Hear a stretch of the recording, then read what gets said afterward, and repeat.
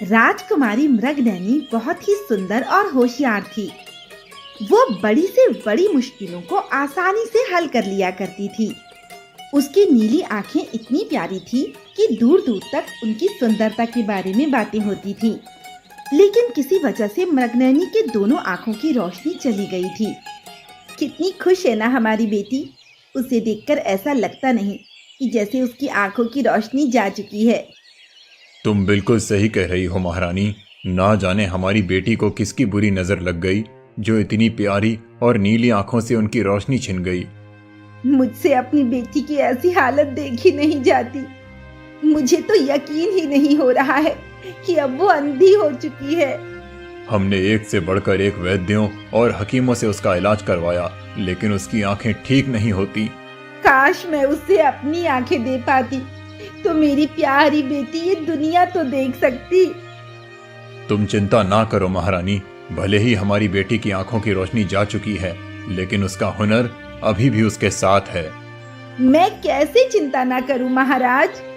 अब उसकी शादी की उम्र हो गई है, लेकिन उसके अंधेपन की वजह से कोई भी राजकुमार उससे शादी करने को तैयार नहीं है। जितने भी राजकुमार उसे देखने आए, उनमें से कोई भी हमारी बेटी के काबिल था ही नहीं, क्योंकि वो सभी हमारी बेटी की कमियां देख रहे थे। उसकी खूबियां तो किसी ने देखी ही नहीं। हमारी बेटी से शादी वही करेगा जो तन की आंखों से नहीं, बल्कि मन की आंखों से देखेगा। महाराज, मैं आपकी बात समझ नहीं पाई। समय आने पर सब समझ जाओगी महारानी। पिताजी, ये फूल कितना महक रहा है, बताओ ना, ये कैसा दिखता है? ये फूल तुम्हारी तरह ही प्यारा है और बहुत सुंदर है। मैं इसे पहले की ही तरह देखना चाहती हूँ पिताजी। मैं इसे कब देख पाऊंगी? तुम्हारी बातों का मेरे पास कोई जवाब नहीं है बेटी। महाराज की जय हो। कहो मंत्री जी, क्या खबर लाए हो? महाराज, राजकुमारी को देखने 3 राजकुमार आए हैं। वो तीनों ही एक से बढ़कर एक हैं और वो तीनों ही राजकुमारी से शादी करना चाहते हैं। मंत्री जी, जाओ और उनसे कह दो कि राजकुमारी किसी से नहीं मिलना चाहती। लेकिन क्यों महारानी? वो इसलिए कि जरूर वो सभी राजकुमार राजकुमारी की सुंदरता से प्रभावित होकर यहाँ आए होंगे। लेकिन जैसे ही उन्हें ये पता चलेगा कि अब वो अंधी हो चुकी है, तो वो सभी उसे नापसंद कर देंगे। महारानी, राजकुमारी के साथ अब ऐसा बिल्कुल भी नहीं होगा, ये मैं आपको विश्वास दिलाता हूँ। वो कैसे? वो ऐसे कि मैंने उन सभी राजकुमारों को पहले ही राजकुमारी के अंधेपन के बारे में बता दिया है, लेकिन फिर भी वो सभी उनसे विवाह करने को तैयार हैं। ये तो बहुत अच्छी बात है मंत्री जी। तब तो फिर हम जरूर उन सबसे मिलना चाहेंगे। जी महाराज, आप उन सभी से मिलिए और राजकुमारी के लिए योग्य वर का चुनाव कीजिए। आप तीनों अपना परिचय दीजिए। महाराज, मैं हूँ सारंगपुर का राजकुमार अतुल और मैं राजकुमारी मृगनयनी से विवाह करना चाहता हूँ। मेरा नाम राजीव है महाराज।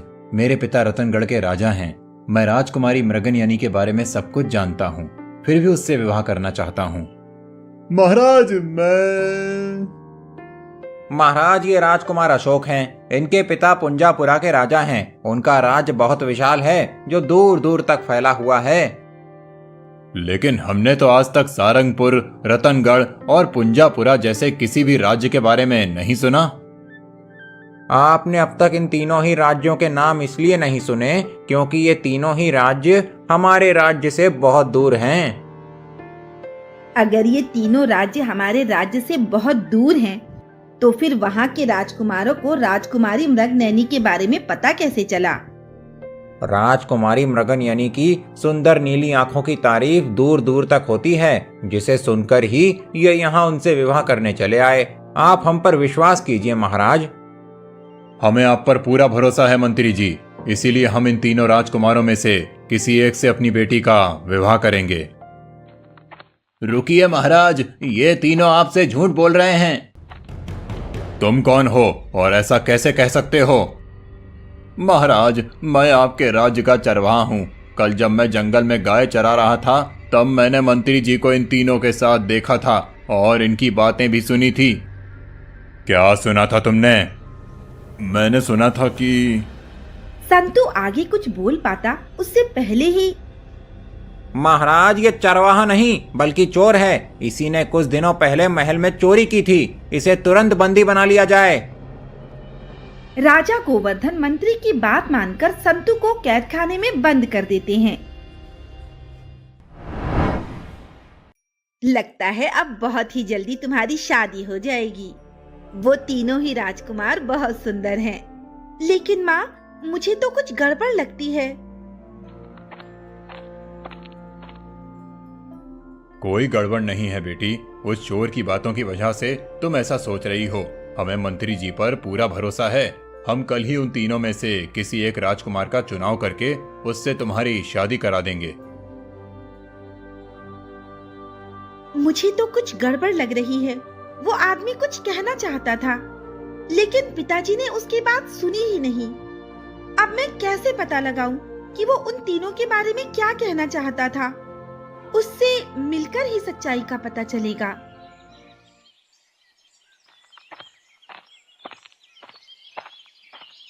वो चरवाहा बड़ा होशियार बनने चला था। चला मेरी पोल खोलने। उल्टा मैंने ही अपनी की हुई चोरी का इल्जाम उस पर लगा दिया। उसे काल कोठरी में बंद करवा दिया। अब तो बहुत ही जल्द मेरी आखिरी चाल भी कामयाब होने वाली है, जिसके बाद मैं बनूंगा इस राज्य का राजा।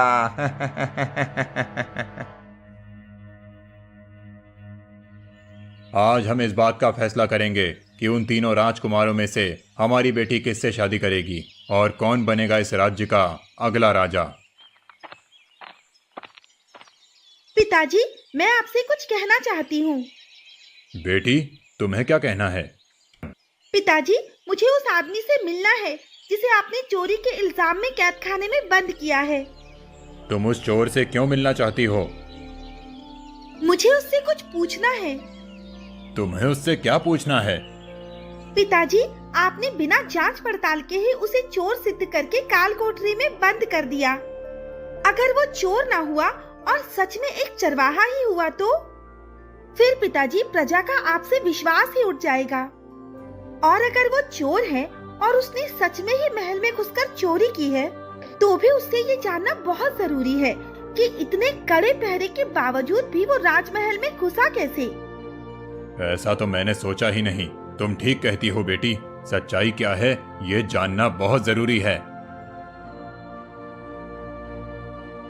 बताओ, तुमने राजमहल में घुसकर चोरी कैसे की थी?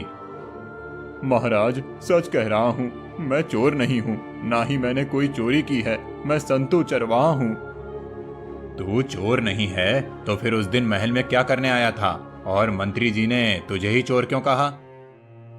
महाराज, मैं उस दिन मंत्री के बारे में कुछ बताना चाहता था, इसीलिए उसने मुझे चोर सिद्ध करके काल कोठरी में बंद करवा दिया ताकि मैं उसकी सच्चाई आपको ना बता सकूं। कैसी सच्चाई? झूठ मत बोल। मुझे अपने मंत्री पर पूरा भरोसा है। वो मुझसे झूठ नहीं बोल सकते। पिताजी, हमें इसकी पूरी बात सुननी चाहिए। हो सकता है ये सच बोल रहा हो। बताओ, तुम उस दिन हमसे क्या बात करना चाहते थे? मैं उस दिन गाय चराने घने जंगल में गया था और एक पेड़ के नीचे बैठा आराम कर रहा था। तभी सुनो बेवकूफों, मैंने जो तुम्हें समझाया है तुम समझ गए हो ना। राजा के सामने कुछ गड़बड़ मत कर देना, नहीं तो हम चारों की पूरी जिंदगी काल कोठरी में बीतेगी। तुम चिंता मत करो मंत्री जी, मैं तुम्हारी पूरी बात समझ गया हूँ। तो फिर बता, तू कौन है? तेरा नाम क्या है? मेरा नाम हरिया है। अरे बेवकूफ, तू हरिया नहीं, रतनगढ़ का राजकुमार राजीव है। चल अब तू बता कौन है? मैं हूँ सारंगपुर का राजकुमार अतुल और मेरे पिताजी। बस बस, मैं समझ गया कि तू कौन है। मैं हूँ। अरे बेवकूफ, मैंने तुझे कितनी अच्छी तरह से समझाया था कि तू है पुंजापुर के राजा का इकलौता बेटा राजकुमार अशोक। इतनी जल्दी भूल गया। लगता है तुम तीनों मुझे मरवाओगे।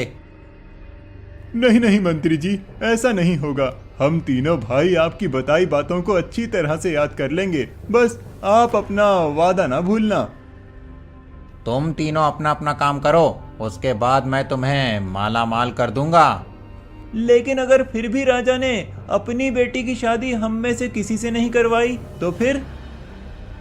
ऐसा हो ही नहीं सकता। वो जरूर अपनी अंधी बेटी की शादी तुम में से किसी एक से करवाएगा, क्योंकि उसके अंधेपन की वजह से कोई भी उससे शादी नहीं करना चाहता। महाराज, उन चारों में से किसी ने भी मुझे नहीं देखा था। इतनी बात करने के बाद वो सभी वहां से चले गए थे। उनकी बात सुनने के बाद मैं आपके पास आया ताकि आपको आगाह कर सकूं, लेकिन आपके मंत्री के कहने पर मुझे चोरी के इल्जाम में काल कोठरी में बंद कर दिया। एक तो चोरी करता है और हमारे मंत्री के खिलाफ झूठ भी बोलता है। भला मंत्री जी ऐसा क्यों करेंगे? वो हमारी बेटी को अपनी बेटी मानते हैं। तेरे झूठ की तुझे कड़ी सजा मिलेगी। राजकुमारी की शादी होते ही तुझे फांसी पर लटका दिया जाएगा। मैं झूठ नहीं बोल रहा महाराज, सच बोल रहा हूँ। मुझे फांसी की सजा मत दो, मेरा परिवार भूखा मर जाएगा।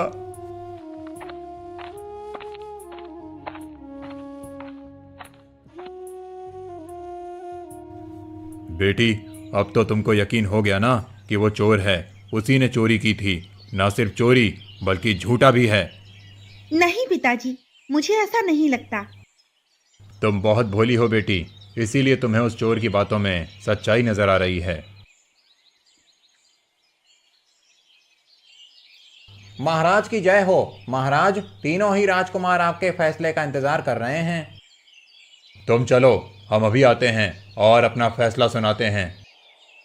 जो आपकी आज्ञा महाराज। मैं ये औषधि हिमालय के बहुत बड़े वैद्य के पास से लाया हूँ।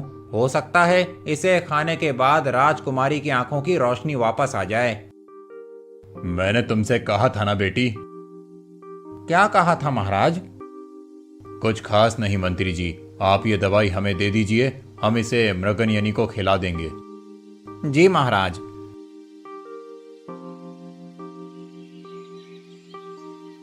मुझे तो उस व्यक्ति की बातों में सच्चाई नजर आती है, लेकिन पिताजी कुछ सुनने को तैयार ही नहीं है।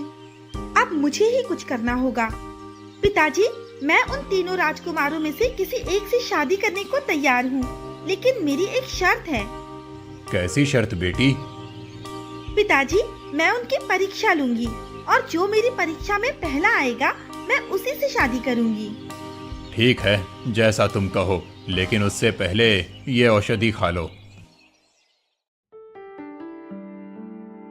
आपने किसे राजकुमारी का होने वाला पति चुना है महाराज? मंत्री जी, इसका फैसला हम नहीं बल्कि हमारी बेटी खुद करेगी। मैं आप तीनों को देख तो नहीं सकती, लेकिन आप कितने बहादुर और होशियार हैं, वो जानने के लिए मैं आपकी 3 तरह से परीक्षा लूंगी और आप में से जो भी उन परीक्षाओं में सफल होगा वही होगा मेरा होने वाला पति। कैसी परीक्षा? पहली परीक्षा होगी घुड़सवारी की, दूसरी परीक्षा होगी तलवारबाजी की और तीसरी परीक्षा के बारे में मैं आखिरी में बताऊंगी। लेकिन इनकी परीक्षा कौन लेगा? मंत्री जी, ये तीनों बहादुर राजकुमार हैं और ये तो आप जानते ही हैं कि राजकुमार घुड़सवारी और तलवारबाजी में माहिर होते हैं। इसीलिए हमारी सेना के सबसे अच्छे घुड़सवार और तलवारबाज उनकी परीक्षा लेंगे। अरे बाप रे, मैंने तो इन तीनों गधों को तलवारबाजी और घुड़सवारी सिखाई नहीं। अब क्या होगा? मुझे कुछ करना पड़ेगा, नहीं तो मेरे किए कराए पर पानी फिर जाएगा। लेकिन अगर परीक्षा के दौरान तीनों राजकुमारों में से किसी को कुछ हो गया तो? आप चिंता न करिए मंत्री जी, तीनों ही राजकुमारों में से अगर कोई परीक्षा ना देना चाहे तो वो वापस जा सकता है। नहीं महाराज, इसमें से कोई भी वापस नहीं जाएगा। तीनों ही राजकुमार परीक्षा देंगे। मंत्री जी के घंटी बजाते ही दौड़ शुरू होगी और सबसे पहले जो भी इस मैदान का चक्कर लगा लेगा वही जीतेगा।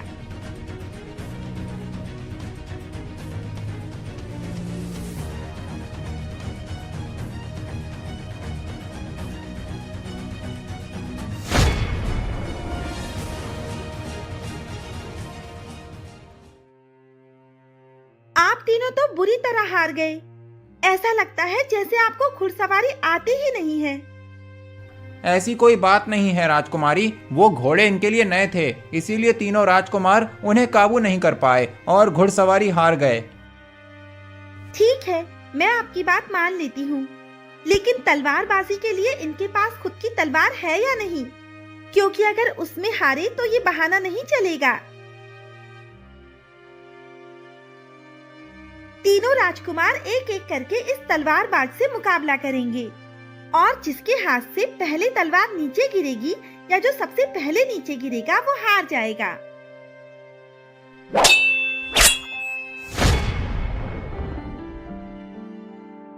पहले की दोनों ही परीक्षाओं में ये तीनों असफल रहे, इसीलिए मैं इनकी तीसरी परीक्षा नहीं लूंगी। मैं ऐसे किसी भी राजकुमार से शादी नहीं कर सकती जो एक मामूली घुड़सवार और तलवारबाज से भी हार जाए। लेकिन राजकुमारी, ये मेरा आखिरी फैसला है। महाराज, आप राजकुमारी को समझाइए। राजकुमारी ठीक कह रही हैं। जब लोगों को यह पता चलेगा कि राजकुमारी का होने वाला पति एक मामूली घुड़सवार और तलवारबाज को नहीं हरा सका, तो वो क्या सोचेंगे? आप इन्हें सम्मान पूर्वक यहाँ से विदा कर दीजिए। इन गधों की वजह से मेरी तरकीब नाकाम हो गई। अब मैं क्या करूं? मेरी आखिरी उम्मीद भी टूट गई। अब न जाने मेरी बेटी से शादी कौन करेगा। क्यों चिंता करती हो महारानी? वो तीनों ही हमारी बेटी के काबिल नहीं थे। मैं किसी ऐसे से शादी नहीं करूंगी जो मेरी रक्षा भी ना कर सके। मुझे लगता है कि वो व्यक्ति बिल्कुल सही कह रहा था। इन तीनों को मंत्री ही राजकुमार बनाकर लाया है, इसीलिए वो तीनों मामूली तलवारबाज और घुड़सवार से हार गए। क्योंकि अगर वो सचमुच राजकुमार होते तो वो उन्हें बड़ी आसानी से हरा देते। अब मुझे मंत्री की सच्चाई सबके सामने लानी पड़ेगी और उसके लिए मुझे उस व्यक्ति से मदद लेनी होगी। अच्छा हुआ उस दिन पिताजी के साथ कैदखाने आते हुए मैंने कैदखाने का रास्ता याद कर लिया था, इसीलिए मुझे वहां पहुंचने में कोई परेशानी नहीं हो रही। आप यहाँ क्या करने आई हैं राजकुमारी जी? मैं आपसे मदद मांगने आई हूँ। भला मैं आपकी क्या मदद कर सकता हूँ? मदद करने के बदले आपके पिताजी ने मुझे मौत की सजा दी है। मुझे पता है कि आप सच बोल रहे थे और वो मंत्री झूठा है। उसी की सच्चाई सबके सामने लाने के लिए मुझे आपकी मदद चाहिए। मैं अंधी हूँ, नहीं तो मैं खुद ये काम कर लेती। मैं तो कैद खाने में बंद हूँ, फिर आपकी कैसे मदद कर पाऊंगा? अब आप कैद खाने से आजाद हैं। लेकिन आपके पास यहाँ की चाबी आई कैसे? मैंने पहले ही एक सैनिक से यहाँ की चाबी मंगवा ली थी। अब बताइए, मैं आपकी क्या मदद कर सकता हूँ? आपके पास क्या योजना है उस मंत्री की सच्चाई सबके सामने लाने के लिए? पिताजी उस मंत्री पर बहुत भरोसा करते हैं, इसलिए हमें जो कुछ भी करना है उनसे छुप कर करना है। तुम ये पता लगाओ कि वो कहाँ आता जाता है और किससे मिलता है। ठीक है राजकुमारी। जैसा तुमने कहा था, ये औषधि बिल्कुल वैसी ही है। इसे खाने के बाद राजकुमारी हमेशा के लिए अंधी हो जाएगी। बस एक बार राजकुमारी ये औषधि खा ले, फिर उसे कोई भी ठीक नहीं कर सकता।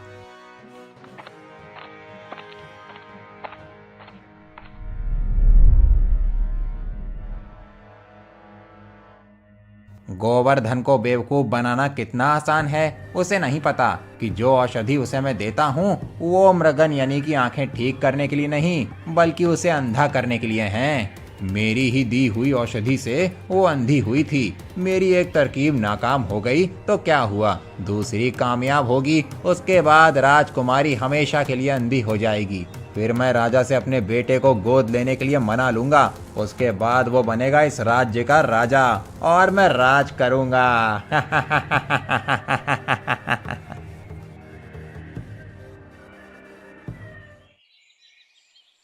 संतू ने जो कुछ भी सुना और देखा वो सब मृगनयनी को बता दिया। अब मैं समझ गई कि उसकी औषधि खाने के बाद मेरी आंखें क्यों जलने लगती थी। अब बताती हूँ उसे। तू कैद खाने से बाहर कैसे निकला? सैनिकों, इसे बंदी बना लो। सैनिकों, सैनिकों। शांत हो जाइए पिताजी, मैंने ही इन्हें कैद खाने से बाहर निकाला है। लेकिन तुमने ऐसा क्यों किया? मैं आपको सब कुछ बताती हूँ पिताजी।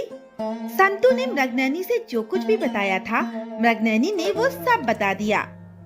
ये एक बार झूठ बोल चुका है, अब फिर से झूठ बोल रहा है। हमें इसकी किसी भी बात पर विश्वास नहीं करना है। ये सच बोल रहे हैं या नहीं, इसका फैसला भी अभी हो जाएगा। वो देखिए पिताजी, मंत्री जी यहीं आ रहे हैं। अगर वो कोई औषधि देते हैं तो इसका मतलब ये सच बोल रहे हैं, और औषधि नहीं देते तो फिर ये झूठे हैं। ठीक है, सच और झूठ का फैसला अभी हो जाएगा। ये चोर कैद खाने से बाहर कैसे आया महाराज? वो सब मैं तुम्हें बाद में बताऊंगा। पहले तुम ये बताओ, तुम्हारा यहाँ आने का कारण क्या है? महाराज, कुछ दिनों पहले मैं एक बहुत बड़े विद्वान से मिला था। उन्होंने अपनी दिव्य दृष्टि से देखकर बताया कि राजकुमारी की आंखों में मोतियाबिंद है, जिस वजह से उनकी आंखों की रोशनी चली गई है। मोतियाबिंद के इलाज के लिए उन्होंने मुझे एक औषधि दी है, जिसे खाने के बाद राजकुमारी की आंखों की रोशनी तुरंत लौट आएगी। अब तो आप समझ गए होंगे ना पिताजी कि ये सच बोल रहे हैं या फिर झूठ। राजकुमारी किस बारे में बात कर रही हैं महाराज? तुम एक काम करो, ये औषधि सबसे पहले तुम खाओ। नहीं महाराज, ये औषधि राजकुमारी के लिए है, मैं इसे कैसे खा सकता हूँ? नहीं, पहले तुम खाओ, उसके बाद राजकुमारी खाएगी। नहीं महाराज, मैं ऐसा नहीं कर सकता। क्यों नहीं कर सकते? तुम्हें करना होगा, नहीं तो मैं तुम्हें मृत्यु दंड दूंगा। महाराज, मुझ पर विश्वास कीजिए, ये औषधि खाने से राजकुमारी की आंखों की रोशनी वापस आ जाएगी। मंत्री के आनाकानी करने के बाद गोवर्धन को उस पर शक हो गया, इसीलिए उन्होंने अपनी तलवार निकाल ली, जिससे डरकर कमल ने सब कुछ सच सच बता दिया कि कैसे उसने मृगनयनी को एक औषधि दी थी, जिसे खाने के बाद वो अंधी हो गई, और ये सब उसने राज्य के लालच में किया था। जिसके बाद गोवर्धन ने उसे, उन तीनों को जो राजकुमार बनकर आए थे, और उस वैद्य को जिसने वो दवाई दी थी, कैद खाने में बंद कर दिया। तुमने हमारे राज्य और राजकुमारी को उस दुष्ट मंत्री से बचाया है। हम तुम्हें इनाम देना चाहते हैं, लेकिन उससे पहले अपनी भूल के लिए क्षमा भी मांगते हैं। आप क्षमा मत मांगिए महाराज, ये सब उसी मंत्री की चाल थी। आज से हम तुम्हें अपने राज्य का महामंत्री बनाते हैं। इस तरह राजकुमारी की सूझबूझ और संतु की सहायता से वो दुष्ट मंत्री पकड़ा गया, और कुछ समय बाद राजकुमारी की आंखों की रोशनी वापस आ गई, जिसके बाद धूमधाम से उसकी शादी एक राजकुमार से हो गई।